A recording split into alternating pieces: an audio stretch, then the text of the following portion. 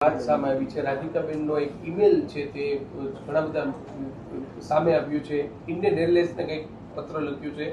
શું હકીકત છે, નાને લઈને શું કહેશો? બે અલગ વસ્તુ છે અને હું આપ શ્રી તમામ મીડિયા કર્મીઓના માધ્યમથી હું લોકો સમક્ષ આ વાત મૂકવા માંગુ છું. બે અલગ વસ્તુ છે. પહેલી વસ્તુ છે જે ઇન્વેસ્ટિગેશન એફર્ટ્સ ચાલી રહ્યા છે.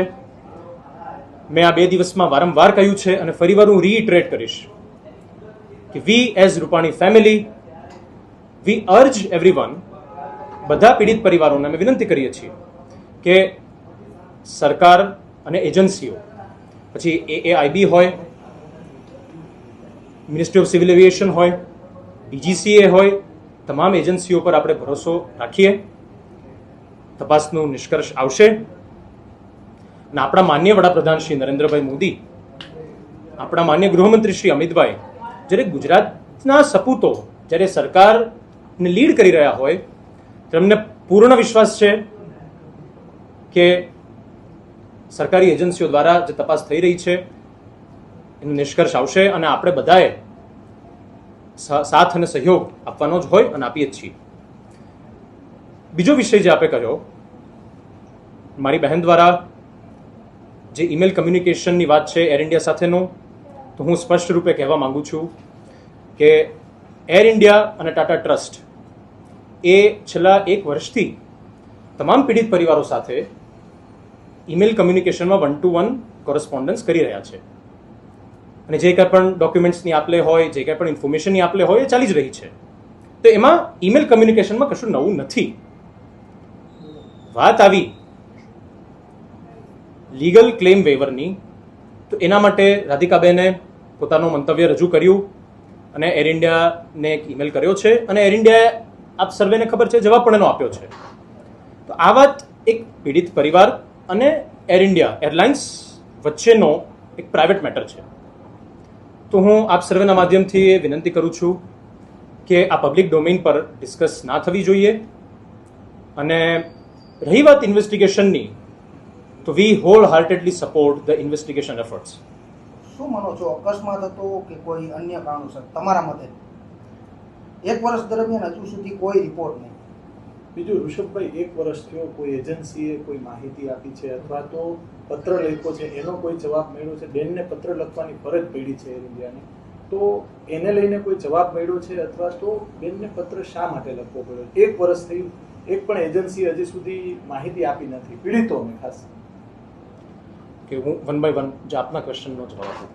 ઇન્વેસ્ટિગેશન ચાલી રહી છે, તો એ તપાસ જ્યાં સુધી પૂરી ના થાય ત્યાં સુધી એના કોઈ પણ આઉટકમ પર કમેન્ટ ના જ કરવી જોઈએ. તો મને નથી લાગતું કે એ આ પ્રશ્ન વ્યાજબી છે. અને આપના પ્રશ્નનો જવાબ, ઇન્વેસ્ટિગેશનનું પરિણામ આવશે. એર ઇન્ડિયા તરફથી જે કમ્યુનિકેશન કરવામાં આવ્યું એના કમ્યુનિકેશનના જવાબમાં ન માત્ર અમે પણ બધા પીડિત પરિવારોએ કંઈક ને કંઈક ઈમેલ કમ્યુનિકેશન કર્યું હશે. તો again it's a private discussion between 2 concern parties. એક તરફ છે પીડિત પરિવારો અને એક તરફ છે એર ઇન્ડિયા, અને એર ઇન્ડિયાનો જવાબ પણ આપ્યો છે. તો આ મેટરને હવે ચોડીને ચીકણી કરવાનો એ કોઈ અર્થ સરતો નથી. રિષભભાઈ, અલગ અલગ તપાસ એજન્સી જે તપાસ કરી રહી છે, તમે એનાથી સંતોષ છો? સંતોષકારક છે એજન્સીની જે તપાસ?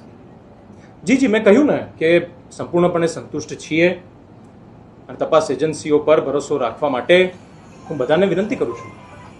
ક્યાં સુધીમાં એ લોકોએ જે વાતચીત થઈ છે, ક્યાં સુધીમાં આ સમગ્ર ઘટના શું હતી? કોઈ નિષ્કર્ષ અથવા તો કોઈ એમને કોઈ પ્રેસ બ્રીફ અથવા હજી સુધી આવ્યું નથી? આપના સુધી પીડિત પરિવારો અને આપના સુધી કોઈ માહિતી એ લોકોએ આપી છે? આ એક બહુ દુઃખદ અને બહુ મોટો અકસ્માત હતો. જે કંઈ પણ ભૂતકાળમાં ભારતમાં પણ અને ભારતની બહાર પણ જે એર ક્રેશની ઘટનાઓ બની છે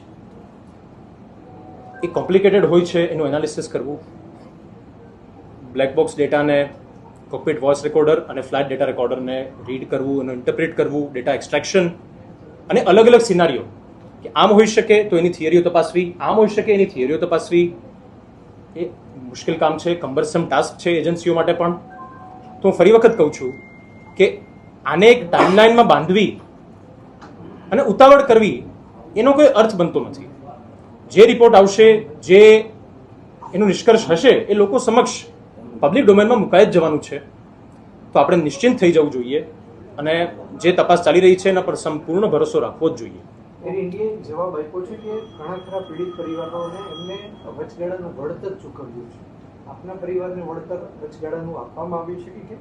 અને શા માટે તમે કે તમારા મમ્મીએ ઈમેલ કમ્યુનિકેશન ન કરીને તમારા બેને કરવાની ફરજ પડી છે? શું દર્શાવે છે?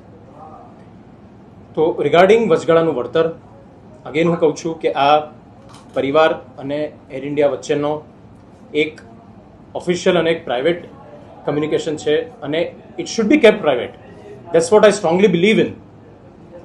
સેકન્ડલી, પરિવારના કોઈ પણ સભ્ય, એક નોમિનેટેડ સભ્ય હોય, એર ઇન્ડિયા એની સાથે વાત કરી રહ્યું હોય, અને આ અમારા જ પરિવારમાં નહીં પરંતુ દરેક પીડિત પરિવારોમાંથી એક માણસ એર ઇન્ડિયા સાથે ઈમેલ કમ્યુનિકેશન કરતું હોય, જે અમારા કેસમાં મારી સિસ્ટર રાધિકા મિશ્રા કરી રહી છે. ઋષભભાઈ, ક્યાંક એવી પણ ચર્ચા છે રાજ્યસભામાં ક્યાંક અંજલિબેનનું નામ ન આવ્યું એટલે બાદમાં આ લેટર કોમ્યુનિકેશન ક્યાંક સામે આવ્યું છે. આવું માનો છો કે આવું હોઈ શકે ખરા? ના ના, આ બધી બોગસ વાતો છે. આ વાતને હું સંપૂર્ણપણે રદિયો આપું છું. અને આ જે ઈમેલ કમ્યુનિકેશન છે એ અગેન હું રીઇટરેટ કરું છું કે આ પ્રાઇવેટ મેટર છે ફેમિલી અને એર ઇન્ડિયા વચ્ચેની. તો આ વાતને રાજકીય પરિસ્થિતિઓ સાથે જોડવાનો કોઈ જ અર્થ નથી. શું માનો? ભાઈ, આ સવાલ એટલા માટે છેડ્યો છે કે જે આ ઈમેલ કરવામાં આવ્યો છે તેમાં એવો આક્ષેપ કરવામાં આવ્યો છે કે એર ઇન્ડિયાના જે પીડિત પરિવાર જે વળતર આપવા પહેલા એક આરડીઆઈ જે છે તેમની ઉપર સહી કરાવવામાં આવી રહી છે અને વળતર આપવામાં આવી રહ્યું છે, એટલા માટે સવાલ થઈ રહ્યો છે. જી, તો જે ઈમેલ કમ્યુનિકેશન થયું છે એ આરડીઆઈના રિગાર્ડિંગ જ હતું અને એનો એર ઇન્ડિયાએ જવાબ આપ્યો છે. રાજકીય વારસા બાબતે આપણે હમણાં એક ચેનલને જવાબ આપ્યો કે આ લાલુ અને મુલાયમની પાર્ટી નથી. તો આગામી દિવસોમાં ઋષભ રૂપાણી છે એ ધારાસભામાં કે પછી રાજ્યસભામાં જોવા મળી શકે છે? એટલે તમે તમારા પ્રશ્નમાં જ એનો જવાબ આપી દીધો ને ઓલરેડી, કે લાલુ મુલાયમ કે કોંગ્રેસ નથી. આવો પ્રશ્ન આ પાર્ટીમાં અસ્થાને જ છે. આપણે પાર્ટી લડાવવા માંગતી હોય તો આપ લડશો, એ જ વાત અમે પૂછી રહ્યા છીએ. એવી કોઈ અપેક્ષા કોઈ કાર્યકર્તા ક્યારે રાખી પણ ના શકે અને હું પણ નથી રાખી રહ્યો. હું મારી 3 પેઢીઓ આરએસએસની સ્વયંસેવક છે, ભારતીય જનતા પાર્ટીના કાર્યકર્તાઓ છે, અને આ બધા કોઈને કોઈ આસ્થામાં માનતા હશો એવી રીતે અમે આ આસ્થામાં માનીએ છીએ. આ અમારું આસ્થાનું મંદિર છે, કેન્દ્ર છે. તો એ બાય નેચરલ કાર્યકર્તા તરીકે આખી જિંદગી જ અમે છીએ. તો એમાં પછી કોઈ આમ લેબલ મળી જાય અને એમાં કોઈ વિશેષ આમાં એક જવાબદારી હોય કે એક પ્રિવિલેજ હોય કે એવું કોઈ કાર્યકર્તાના મનમાં ક્યારેય હોતું જ નથી. એટલે આ પ્રશ્ન, હજી હું ફરી વખત કહું છું કે આ પ્રશ્ન જ અસ્થાને છે. ભારતીય જનતા પાર્ટી એક કેડર બેઝ પાર્ટી છે. શું માનો છો? આપના લેટરની ગઈકાલે વાત આવી નેશનલ ચેનલ મીડિયામાં, અત્યારે તમે પ્રેસ કરી રહ્યા છો. ગઈકાલે વાત આવી, આજે પ્રેસ કરી રહ્યા છો. અચાનક ભાજપના કેટલાક નેતાઓ અત્યારે તમને મળવા આવી રહ્યા છે, આ પ્રદેશ નેતાઓને. ના, એવી કશી વાત નથી. મારા ધ્યાનમાં એવી કોઈ વાત નથી.